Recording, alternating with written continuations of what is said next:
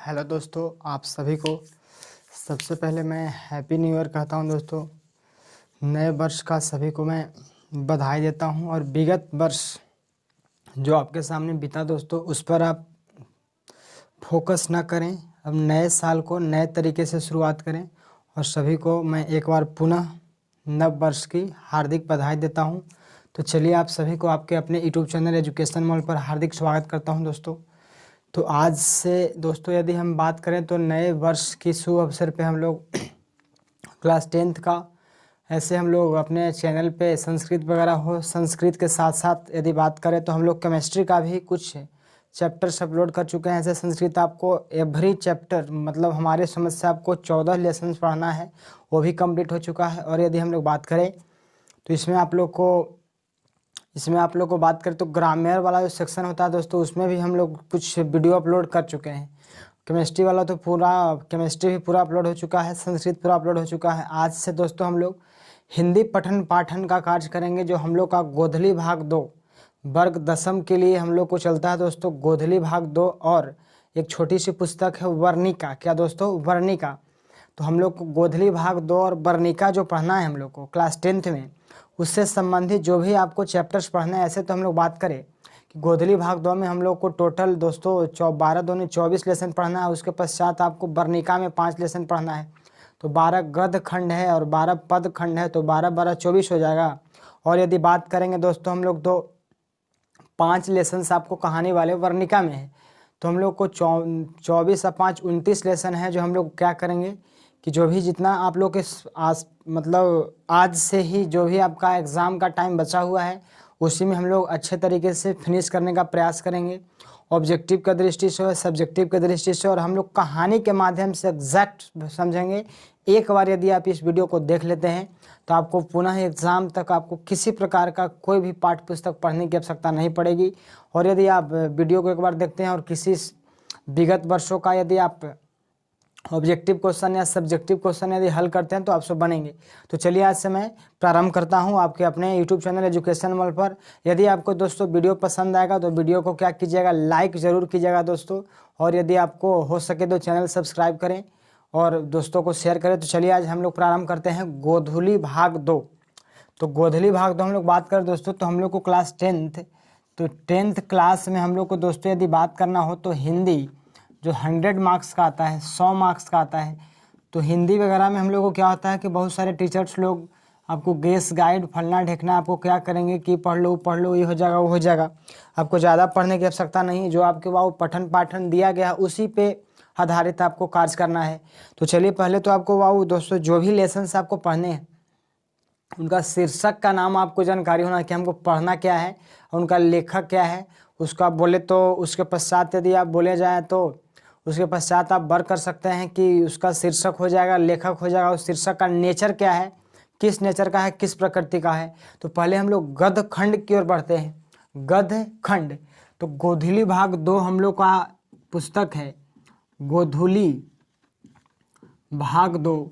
तो गोधली भाग 2 में जो भी आपको शीर्षक है दोस्तों, उस पर हम लोग अभी चर्चा करेंगे। तो चलिए, यदि बात करें हम लोग तो आप लोग को समझ में आना चाहिए कि हम लोग बोले गोधली भाग 2 में हम लोग को 12 चैप्टर, तो 12 चैप्टर्स हम लोग को क्या है दोस्तों, तो 12 चैप्टर हम लोग को गद्य खंड है और 12 चैप्टर पद खंड है किसमें, गोधली भाग 2 में। और इसमें टोटल मिलाकर के 24 लेसन है। तो हम लोग प्रारंभ करते हैं कि कौन कौन से लेसन पढ़ना है। तो सबसे पहले हमने बोला कि हर लेसन का दोस्तों गद्य खंड वाले सेक्टर का प्रत्येक लेसन का नेचर होता है। नेचर मतलब प्रकृति होता है। प्रकृति आप इस सेंस में समझ सकते हैं, जैसे हमारा नेचर कुछ और होगा, हमारे जैसे हमारे जो भी साथी होंगे उनका नेचर कुछ और होगा। तो प्रत्येक व्यक्ति का नेचर आपको क्या होता है, अलग अलग होता है। उसी प्रकार से प्रत्येक शीर्षक का नेचर भी क्या होता है, अलग अलग होता है। तो चलिए, गद्य खंड की तरफ हम लोग बढ़ते हैं। तो हम लोग बात करें दोस्तों, गद्य खंड में हमने लिखा, यहाँ पे आपको समझना पड़ेगा कि कौन कौन सा गद्य खंड में नेचर वाले शीर्षक आपको लिखा गया है। तो हम लोग बात करें तो गद्य खंड में आपको जो भी शीर्षक का नेचर है उस पर हम लोग बहस करते हैं दोस्तों। तो सबसे पहले हम लोग बात करें तो कहानी से शुरुआत करते हैं कि आपको कहानी वाले कौन कौन से शीर्षक हैं। उसके बाद हम लोग बात करेंगे आपको कौन कौन से शीर्षक है जो आपको निबंध वाले हैं। उसके बाद हम लोग को समझना पड़ेगा कि कुछ ऐसे शीर्षक हैं जिनकी प्रकृति आपको शिक्षा शास्त्र है। क्या है दोस्तों, शिक्षा शास्त्र है। तो कुछ हम लोग बात कर रहे हैं, हम लोग को गद्य खंड में शीर्षक का प्रकृति समझने का प्रयास कर रहे हैं। शीर्षक का क्या? प्रकृति। तो हम लोग बात करें तो गद्य खंड में हम लोग शीर्षक का प्रकृति समझने का जो प्रयास कर रहे हैं, तो गद्य खंड में आपको शीर्षक का प्रकृति में यदि बात करें तो हम लोग समझ सकते हैं कुछ शीर्षक आपको कहानी वाला है, कुछ शीर्षक आपको निबंध वाले हैं, कुछ शीर्षक आपको शिक्षा शास्त्र वाले हैं। उसके बाद यदि बात करें तो उसके बाद हम लोग बात करें तो यहाँ पे हमने लिखा कि कुछ शीर्षक आपको व्यक्ति चित्र से संबंधित है। व्यक्ति चित्र यदि उसके पश्चात यदि हम बात करें तो कुछ हम लोग का शीर्षक जो पढ़ना है, कुछ आपको शीर्षक इसी में हम लोग बात करें तो इसी में हम लोग को पढ़ना है। शिक्षा शास्त्र हो गया, व्यक्ति चित्र हो गया। एक शीर्षक आपको भाषण टाइप के भी मिलेगा दोस्तों, क्या बोल रहे हैं? भाषण। उसके बाद हम लोग यदि बात करें तो उसके पश्चात आपको कुछ शीर्षक मिलता है ललित निबंध। क्या मिलता है? ललित निबंध। और यदि बात करें तो कुछ शीर्षक हम लोग को मिलता है ललित रचना। क्या मिलेगा? ललित रचना। तो चलिए सबसे पहले तो आपको समझना पड़ेगा, सबसे पहले आपको समझना पड़ेगा कि हम लोग को गद्य खंड में लेसन पढ़ने हैं टोटल 12। गद्य खंड में टोटल लेसन पढ़ने हैं दोस्तों 12। कितना लेसन पढ़ना है? 12 लेसन पढ़ना है। 12 लेसन पढ़ना है तो प्रत्येक लेसन का अपना अपना नेचर है, अपना अपना प्रकृति है। जब प्रत्येक लेसन का अपना अपना नेचर है, अपना अपना प्रकृति है, तो यहाँ पे आपको समझना क्या है कि आपको प्रकृति की यदि बात करें तो कौन से प्रकृति का कौन सा लेसन है। तो हमने आपको समझाया कि आपको हो सकता है कि वह शीर्षक आपको कहानी हो सकता है कि आपको वह शीर्षक निबंध हो सकता है कि आपका वह शीर्षक शिक्षा शास्त्र हो सकता है कि आपका वह शीर्षक का प्रकृति व्यक्ति चित्र हो, आपको भाषण हो सकता है, ललित निबंध हो सकता है, ललित रचना हो सकता है। तो आपको कौन से प्रकृति में आपको कौन सा शीर्षक लाई करता है, इस आधार पे भी हम लोग को प्रश्न बोर्ड एग्जाम में पूछे जाते हैं, ऑब्जेक्टिव क्वेश्चंस। और आप लोग को तो बेनिफिट होने जा रहा है दोस्तों, क्योंकि आप लोग को शायद पता होना चाहिए कि आप लोग का जो भी 50 अंक का जो ऑब्जेक्टिव आता है उसमें आपको डबल कर दिया गया है। 100 क्वेश्चंस पूछे जाएंगे और 100 में से आपको 50 ही बनाना है, तो आपको जो बनेगा वो आपको बना देना है। तो चलिए, बहुत इंपॉर्टेंट क्लास है, आपको इस टर्म को समझना पड़ेगा। तो गद्य खंड में हम लोग को 12 लेसन पढ़ना है। कितना लेसन पढ़ना है? 12 लेसन पढ़ना है।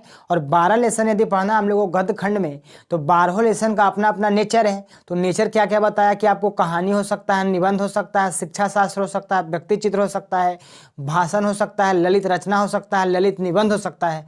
तो आपको 7 प्रकार से आपको समझना है। अब कौन कौन से आपको 12 शीर्षक में से आपको कौन कौन सा लेसन आपको कहानी है, कौन लेसन आपको निबंध है, कौन लेसन आपको व्यक्ति चित्र है, कौन लेसन शिक्षा शास्त्र है, कौन लेसन आपको भाषण है, कौन सा लेसन आपको ललित रचना है, या कौन सा लेसन आपको ललित निबंध है। चलिए हम लोग प्रारंभ करते हैं। तो यहाँ पे हम लोग यदि बात करें दोस्तों, तो उधर से ही हम लोग प्रारंभ करते हैं। यदि आप ललित रचना की बात करते हैं, ललित रचना, तो आपको दे देगा ऑप्शन कि कौन सा शीर्षक ललित रचना है।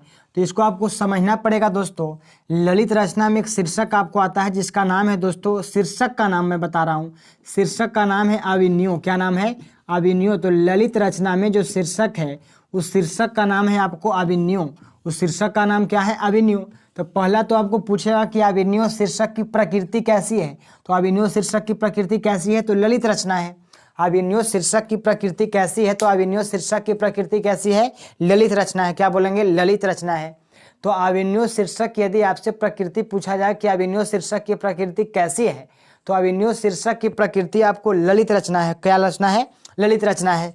चलिए उसके पश्चात यदि हम लोग बात करें, यहाँ पे आपको लिखा गया है ललित निबंध। ललित निबंध, जब ललित निबंध आपको लिखा गया है तो आपको पूछ सकता है यहाँ पे कि कौन सा शीर्षक आपको ललित निबंध है। तो हम लोग को एक शीर्षक पढ़ना है इसी में, वो कौन सा ललित निबंध है जरा समझिएगा। उस शीर्षक का नाम है दोस्तों, आप लोग सुने होंगे, नाखून क्यों बढ़ते हैं। उस शीर्षक का नाम है नाखून क्यों बढ़ते हैं।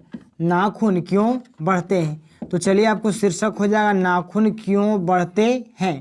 तो नाखून क्यों बढ़ते हैं जो आपको शीर्षक लिखा गया है, यह शीर्षक का प्रकृति कैसा है। तो इस शीर्षक की प्रकृति आपको ललित निबंध है। क्या है? ललित निबंध है। तो हम लोग यदि बात करें तो क्वेश्चन आपको देगा कि अभिनयो शीर्षक की प्रकृति क्या है, तो ललित रचना है। नाखून क्यों बढ़ते हैं शीर्षक की प्रकृति क्या है, तो ललित निबंध है। ललित निबंध है। उसके बाद आपको एक शीर्षक लिखा है, आपको शीर्षक का नेचर बताया गया है भाषण। क्या बताया गया है? भाषण। तो चलिए भाषण में भी आपको कहा जाए कि भाषण में भी आपको एक शीर्षक पढ़ना है।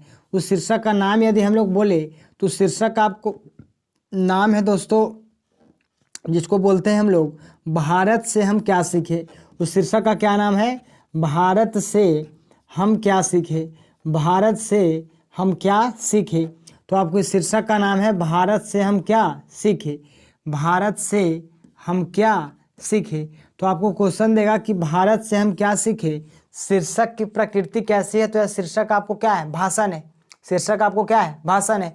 तो पुनः सुन लीजिए, अभिनय शीर्षक की प्रकृति क्या है? तो ललित रचना है। नाखून क्यों बढ़ते हैं शीर्षक की प्रकृति क्या है? तो ललित निबंध है।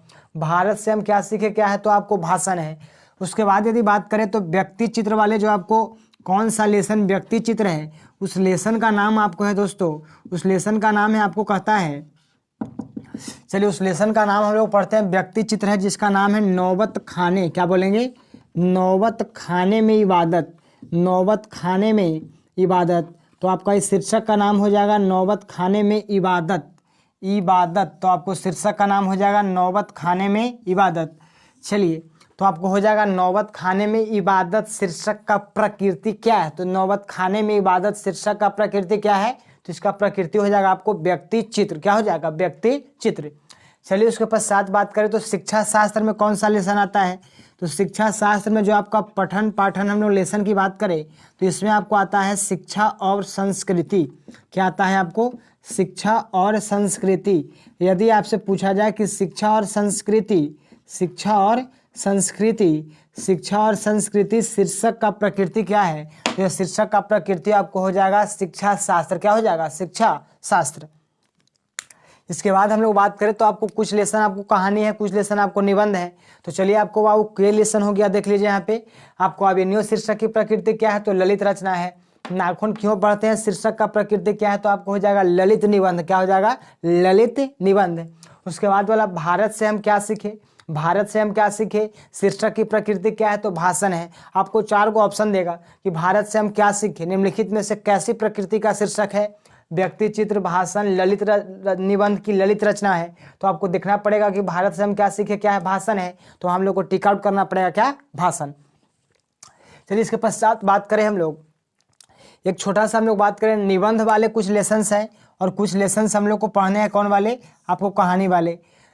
तो हम लोग यदि बात करें तो निबंध वाले कहानी वाले लेसन कौन कौन आते हैं? तो कहानी वाले लेसन आप पहले देख लीजिए कौन कौन लेसन है। तो कहानी वाले लेसन में आपको कहता है दोस्तों, एक शीर्षक का नाम सुनेंगे आप लोग मछली। क्या शीर्षक का नाम है? मछली।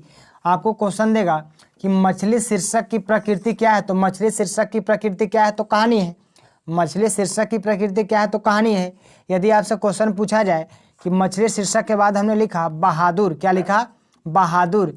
आपसे क्वेश्चन देगा कि बहादुर शीर्षक की प्रकृति क्या है? बहादुर शीर्षक की प्रकृति क्या है? तो आपको बोलना पड़ेगा कि बहादुर शीर्षक की प्रकृति आपको क्या है? तो बहादुर शीर्षक की प्रकृति आपको क्या है? कहानी है। एक और बात करें तो एक शीर्षक आपको और आता है कहानी वाला, जिसका आपको नाम है दोस्तों क्या है? उसको हम लोग बोलते हैं 20 के दांत। क्या बोलेंगे? 20 के दांत। चलिए बोलिएगा एक बार पुनः, 20 के दांत। तो आपको हो जाएगा 20 के दांत। तो हमने आपको बोला दोस्तों कि यदि बात करें तो आपको कहानी वाले शीर्षक कौन कौन है? तो मछली शीर्षक क्या है? तो कहानी है। बहादुर शीर्षक क्या है? तो कहानी है। 20 के दांत शीर्षक क्या है? तो आपको कहानी है। तो 3 शीर्षक आपको क्या हो जाएंगे? कहानी वाले। चलिए, तो आपको 3 शीर्षक हो जाएंगे कहानी वाले, मछली, बहादुर, 20 के दांत। मछली, बहादुर, 20 के दांत। अब चलिए निबंध वाले सेक्शन की तरफ हम लोग बढ़ते हैं। ऐसे यदि बात करें तो एक आपको 7 के बाद 8वां नंबर पे एक और आता है, जिसको हम लोग बोल सकते हैं, जिसका नाम है आपको साक्षात्कार। दिखाई शायद आपको दे रहा होगा यहाँ पे।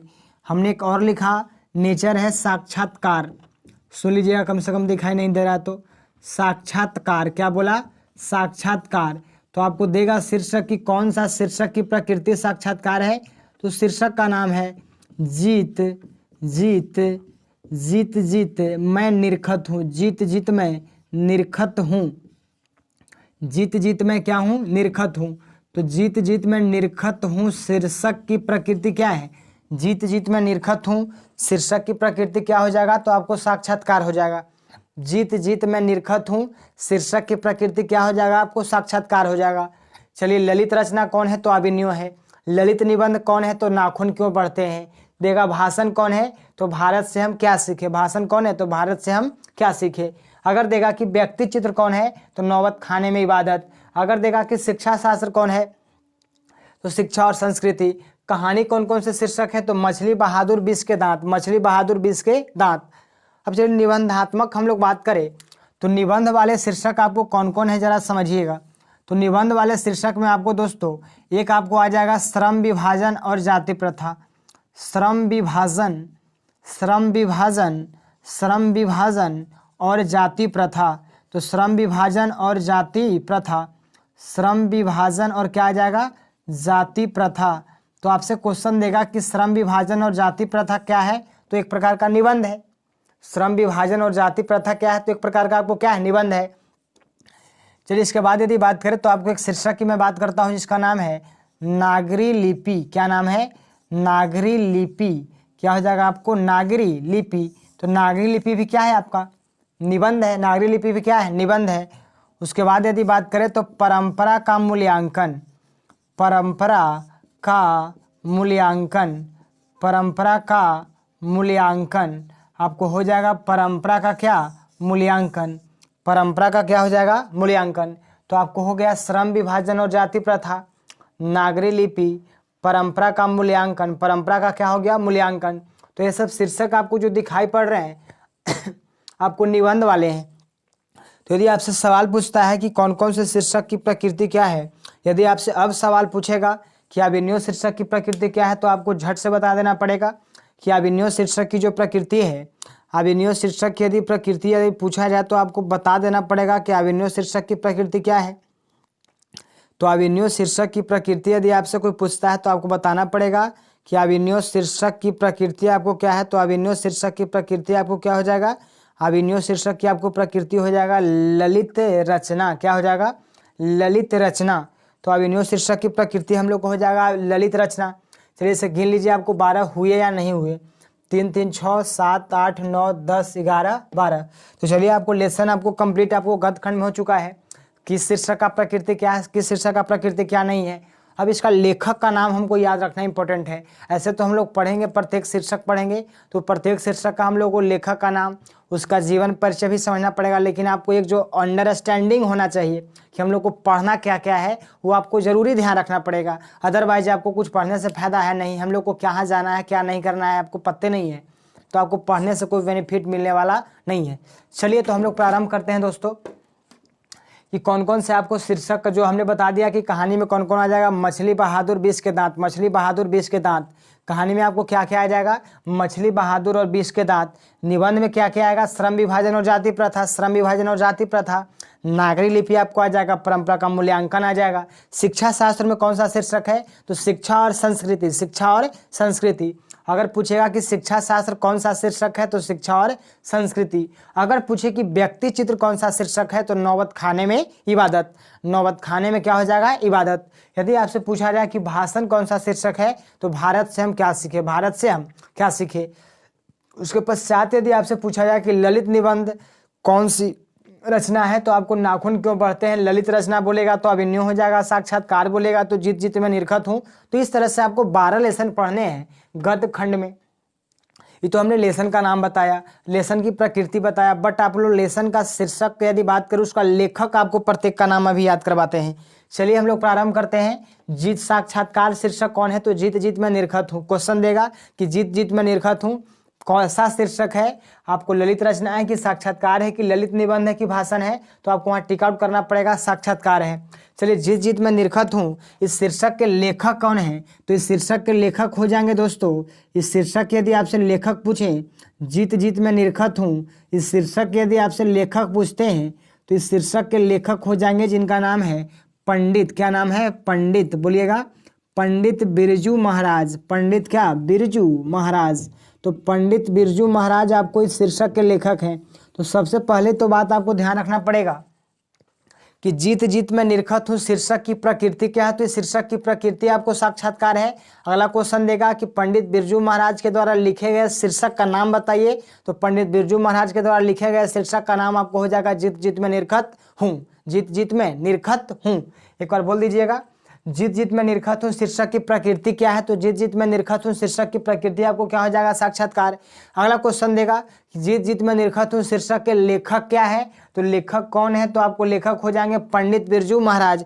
अगला क्वेश्चन देगा कि पंडित बिरजू महाराज के द्वारा लिखे गए शीर्षक का नाम बताइए, तो लिखे गए शीर्षक का नाम हो जाएगा जीत जीत में निरखत हूँ। आपको किसी प्रकार के अगर यहाँ से प्रश्न पूछा जाता है तो आपको बताना पड़ेगा हर हाल में। यहाँ से आपको वीडियो को एकदम कंप्लीट रूप से शेयर करना है।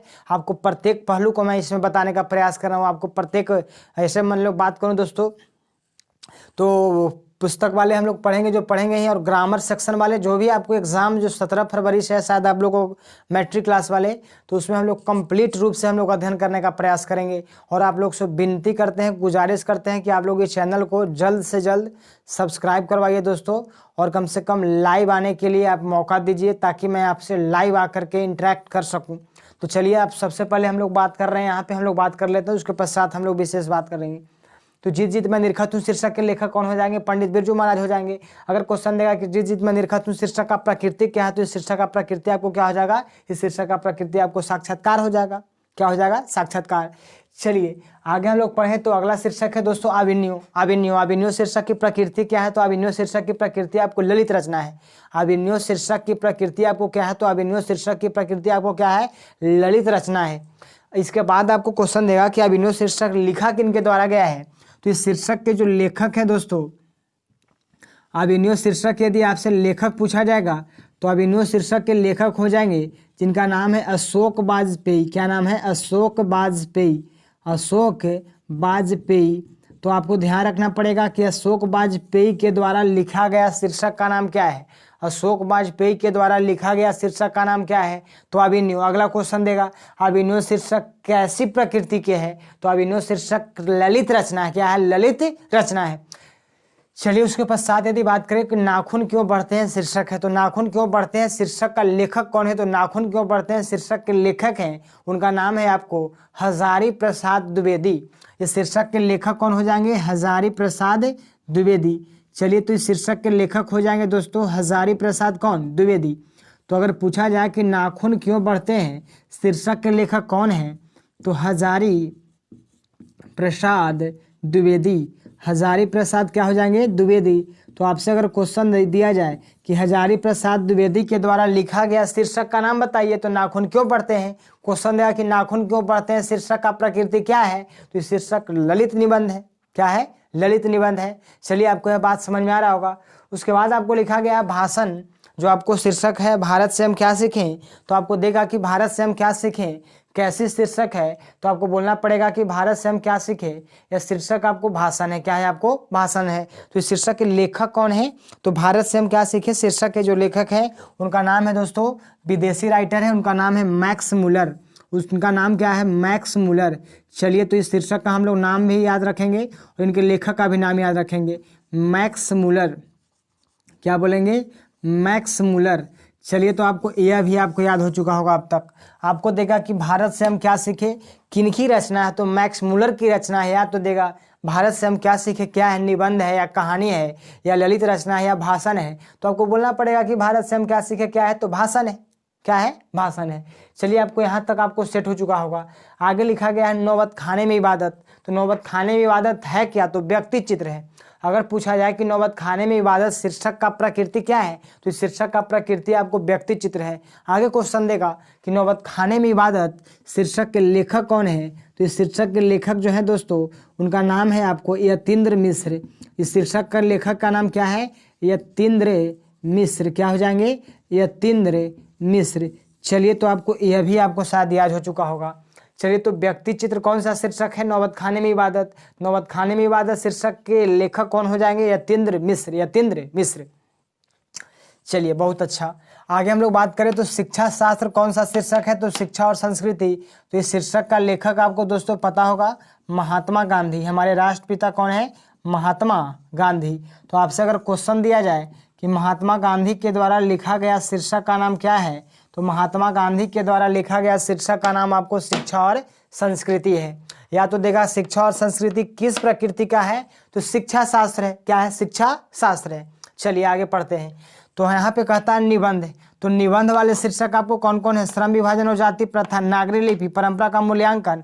हमने तो आपको सेपरेट कर दिया कि कौन सा लेसन किस नेचर का है और किस उस लेसन का लेखक कौन है। यदि आप इस आधार पर यदि आप पढ़ते हैं तो आपको ईमानदारी पूर्वक बोलते हैं, आपको एक एक बात याद हो जाएगा, आपको रटने का आवश्यकता नहीं पड़ेगा। 1-2 बार वीडियो को आप देख लीजिएगा, कंप्लीट हो जाएगा।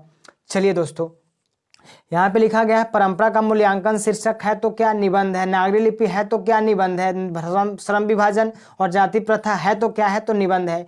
क्वेश्चन देगा कि परंपरा का मूल्यांकन जो शीर्षक है, तो इस शीर्षक के लेखक कौन है? तो इस शीर्षक के लेखक है रामविलास शर्मा जी। कौन हो जाएंगे? रामविलास शर्मा।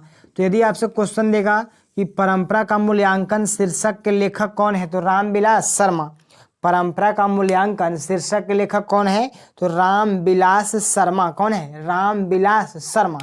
चलिए आगे लिखा गया है नागरी लिपि। तो नागरी लिपि शीर्षक के लेखक कौन हो जाएंगे? तो इस शीर्षक के लेखक है दोस्तों, उनका नाम है गुणाकर मूल्य। क्या नाम है? गुणाकर मूल्य। तो आपसे क्वेश्चन देगा कि गुणाकर मूल्य के द्वारा लिखा गया शीर्षक के नाम बताइए। तो गुणाकर मूल्य के द्वारा लिखा गया शीर्षक का नाम है नागरी लिपि। क्या नाम है? नागरी लिपि। तो गुणाकर मूल्य के द्वारा लिखा गया शीर्षक का नाम आपको हो जाएगा नागरी लिपि। उसके बाद लिखा गया श्रम विभाजन और जाति प्रथा। हमारे संविधान निर्माता जो है डॉक्टर भीमराव अंबेडकर, तो BR अम्बेडकर हो जाएंगे। श्रम विभाजन और जाति प्रथा शीर्षक के लेखक BR अम्बेडकर। तो BR अम्बेडकर कहने का मतलब हो जाएंगे दोस्तों, BR अम्बेडकर लेखक हो जाएंगे। भीमराव अंबेडकर श्रम विभाजन और जाति प्रथा। चलिए, तो आपको ये भी याद हो चुका होगा कि परंपरा का मूल्यांकन शीर्षक लिखा गया है किनके द्वारा? तो रामविलास शर्मा के द्वारा। परंपरा का मूल्यांकन शीर्षक कैसी है प्रकृति का? तो निबंध है। क्वेश्चन देगा नागरी लिपि किनके द्वारा लिखा गया है? तो गुणाकर मूल्य के द्वारा लिखा गया है। आगे क्वेश्चन देगा कि नागरी लिपि क्या है? तो नागरी लिपि निबंध है। नागरी लिपि क्या है? निबंध है। आगे क्वेश्चन देगा कि श्रम विभाजन और जाति प्रथा किनकी रचना है? तो श्रम विभाजन और जाति प्रथा भीमराव अंबेडकर की रचना है। क्वेश्चन देगा कि श्रम विभाजन और जाति प्रथा क्या है? तो निबंध है। आगे चलिए, तो कहानी वाले शीर्षक में आपको क्या क्या पढ़ना है? तो मछली है, बहादुर है, 20 के दांत है। मछली, बहादुर और 20 के दांत। तो मछली शीर्षक के लेखक कौन है? बहादुर शीर्षक के लेखक कौन है? 20 के दांत शीर्षक के लेखक कौन है? तो चलिए हम लोग बात करते हैं कि मछली शीर्षक के जो लेखक हैं उनका नाम है विनोद कुमार शुक्ल। तो मछली शीर्षक के जो लेखक हो जाएंगे उनका नाम है आपको विनोद कुमार शुक्ल। यदि आपसे पूछा जाए कि मछली शीर्षक के लेखक कौन है, तो इसका नाम हो जाएगा आपको विनोद कुमार शुक्ल। आगे पढ़ते हैं बहादुर। तो बहादुर शीर्षक के लेखक कौन है? तो बहादुर शीर्षक के लेखक हैं, उनका नाम है अमरकांत। क्या नाम है? अमरकांत। आगे क्वेश्चन देगा कि 20 के दांत शीर्षक के लेखक कौन है? तो 20 के दांत शीर्षक के लेखक आपको जो हो जाएंगे उनका नाम है आपको नलिन बिलोचन शर्मा। क्या नाम है? नलिन बिलोचन शर्मा। तो उनका नाम हो जाएगा आपको नलिन बिलोचन शर्मा। चलिए, तो आपको यह भी आपको अब तक याद हो जाना चाहिए। हमने आपको बोला कि कहानी में कौन कौन से शीर्षक है? मछली बहादुर 20 के दांत, मछली बहादुर 20 के दांत। मछली शीर्षक के लेखक कौन? तो विनोद कुमार शुक्ल। कहाँ बहादुर शीर्षक के लेखक कौन? तो अमरकांत। अगर देगा 20 के दांत शीर्षक के लेखक कौन? तो नलिन बिलोचन शर्मा। अगर देगा निबंध में श्रम विभाजन और जाति प्रथा शीर्षक के लेखक कौन है? तो BR अम्बेडकर, जिसको बोला डॉक्टर भीमराव अंबेडकर। उसके बाद यदि बोला जाए कि नागरी लिपि शीर्षक के लेखक कौन है, तो गुणाकर मूल्य। अगर दिया जाए परंपरा का मूल्यांकन शीर्षक के लेखक कौन है, तो आपको हो जाएगा रामविलास शर्मा। शिक्षा शास्त्र जो आपको कौन सा शीर्षक है? तो शिक्षा और संस्कृति, जो has been written by Mahatma Gandhi. आपको इतना याद रखना पड़ेगा। अब चलिए हम लोग वर्णिका जो आपको पढ़ना है, वर्णिका जो आपको 10 अंक के लिए है। वर्णिका आपको कितने अंक के लिए है? 10 अंक के लिए है। मैं अभी उसका भी लेसन आपको लिख देता हूं ताकि आपको याद हो जाए। चलिएगा, आपको अभी मैं तुरंत करता हूं। तो वर्णिका हम लोग बात करें दोस्तों, तो वर्णिका आपको 10 अंक का पढ़ना है। वर्णिका कितना अंक का पढ़ना है? तो वर्णिका आपको 10 अंक का पढ़ना है। वर्णिका में टोटल कितने लेसन है? उससे आपको 40 अंक आएगा दोस्तों। गोधली भाग 2 से कितना अंक आएगा? 40 अंक आ जाएगा। वर्णिका से कितना अंक आएगा? तो 10 अंक आएगा। तो वर्णिका में कितने लेसन है? तो आपको 5 लेसन पढ़ना है। कितना लेसन पढ़ना है? 5 लेसन पढ़ना है। आपको कौन कौन से लेसन है मैं अभी आपको जिक्र करता। चलिए, बहुत अच्छा आप सुन रहे हैं, आप समझ रहे हैं हमारी बात को। तो आपको वर्णिका के बारे में हमने बात किया। तो वर्णिका आपको कितना नंबर का पढ़ना है? तो वर्णिका आपको 10 अंक का पढ़ना है दोस्तों, तो वर्णिका आपको जब 10 अंक का पढ़ना है तो वर्णिका में कौन कौन से लेसन है इसके बारे में हम लोग समझने का प्रयास करते हैं। तो वर्णिका में आपको कहता है कि जो 10 अंक का पढ़ना है, तो वर्णिका में आपको कौन कौन से लेसन है। पहला लेसन बात करें तो पहला लेसन का नाम है दही वाली मंगमा। शीर्षक का नाम क्या है? दही वाली मंगमा। दही वाली क्या? मंगमा। तो पहला शीर्षक आपको हो जाएगा दही वाली मंगमा। दही वाली क्या? मंगमा। तो दही वाली मंगमा आपको कहानी है। यहाँ पे आपको वर्णिका यदि बात करें तो आप